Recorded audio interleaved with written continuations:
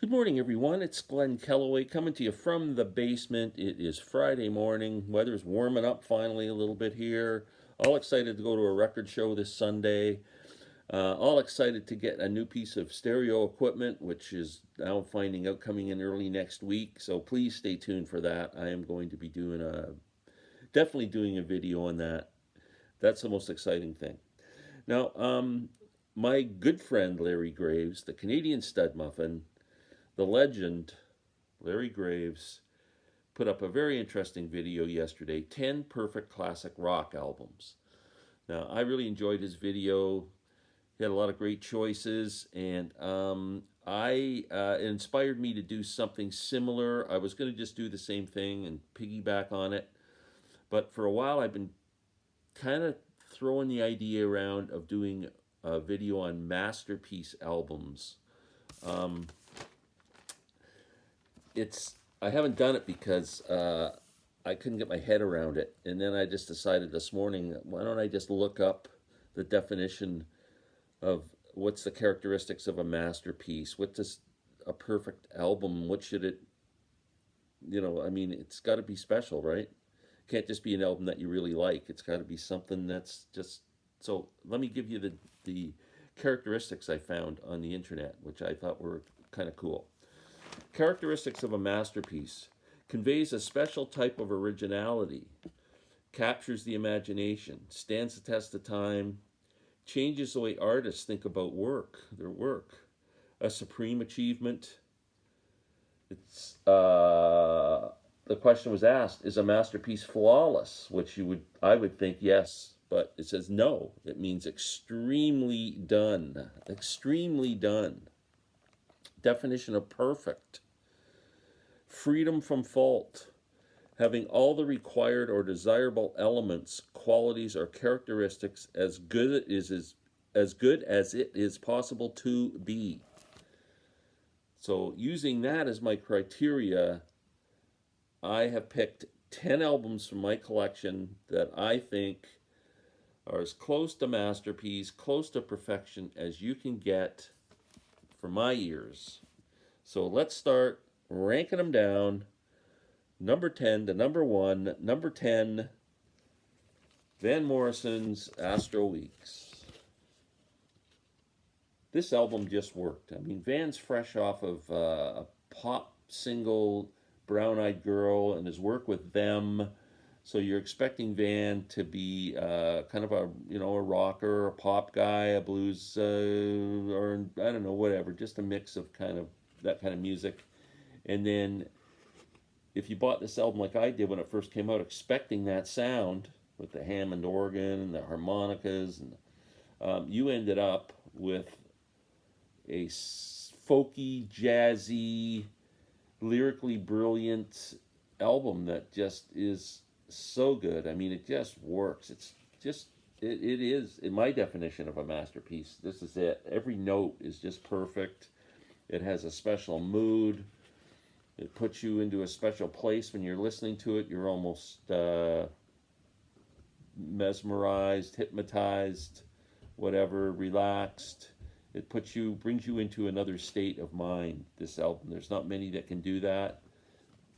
This is one of them. So Van Morrison, number 10. Number 9, the perfect rock album. If aliens from outer space came down here and wanted to get into our music and you said, God, we want to hear a rock album, like what would you impress them with? Man, it's got to be Who's Next? Is there a more perfect rock album than this? I mean, the first song, Bob O'Reilly, to the last song, Won't Get Fooled Again, and songs like Behind Blue Eyes, and it's just a brilliant, brilliant album, and I think it falls into the category of masterpiece. Number 8, David Bowie.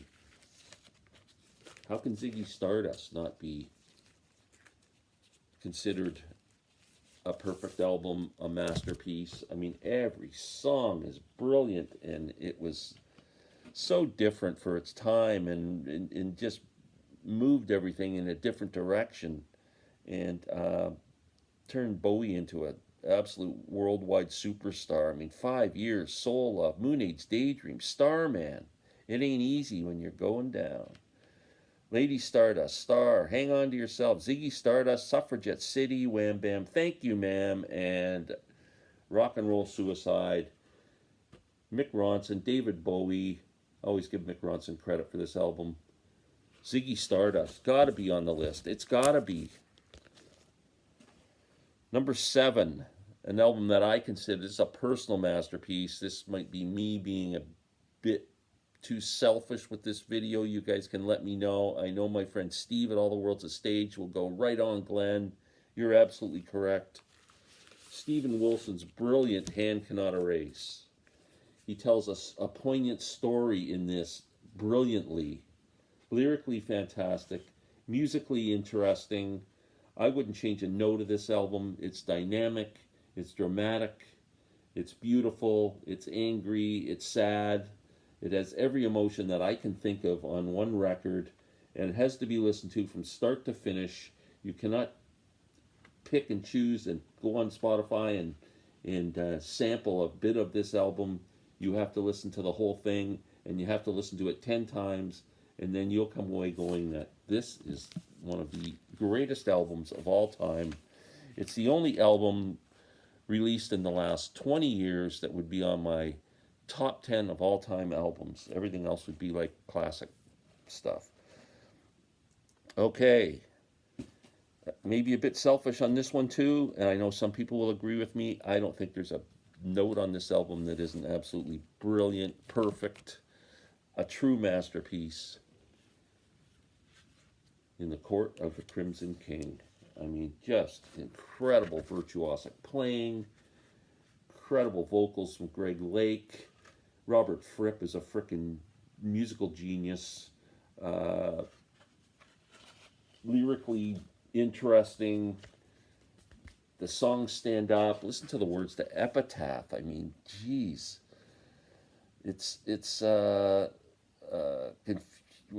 Where's the part that always gets me, even today?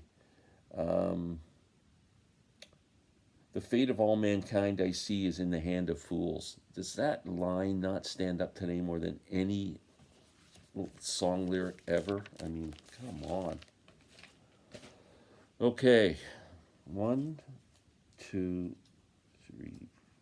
What am I got 4 more to go. Led Zeppelin. Larry showed Led Zeppelin 1, which personally means a lot to me. But I think if you're looking at a Zeppelin masterpiece, it's got to be 4. It has to be 4. I mean, every song on here, this is solid. This Stairway to Heaven is probably the masterpiece of all songs. It has great lyrics, great guitar, great vocals, great lead break, great build-up, great dynamics. I mean, it's the perfect freaking song, Stairway to Heaven. And this album is absolutely incredible. Battle of Evermore, I mean, everything about this album is amazing. From the cover to the songs, it's absolute perfection. Another one that you could give the aliens coming down. Okay, the top 4 now are all getting, I think the top 3 are like almost tied, and this one's close to it. Rumours. This is the one album I think is in everyone in the world's collection. And if it isn't, it should be. This is, if you had to pick one album and say everyone should own it, this is it. I've never heard one person say they don't like Rumours. So if you are one of those people, put it in the comment, because I have never met anyone who doesn't like this album. And I can't say that about any other album. This is the one album that everyone should own. It's absolutely brilliant, and great songwriting, incredible playing, incredible performances from all the band members. I mean, Rumours. Man. Okay, the top 3. I had a hard time. I don't know. These are like 1A, 1B, and 1C for me. Oh, Stevie Wonder, Songs in the Key of Life. I mean, this album, man, come on.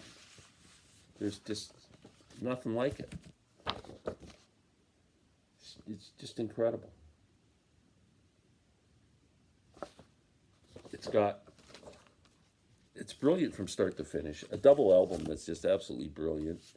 And it also has some classic top 40 songs on it. Sir Duke, I Wish, Isn't She Lovely?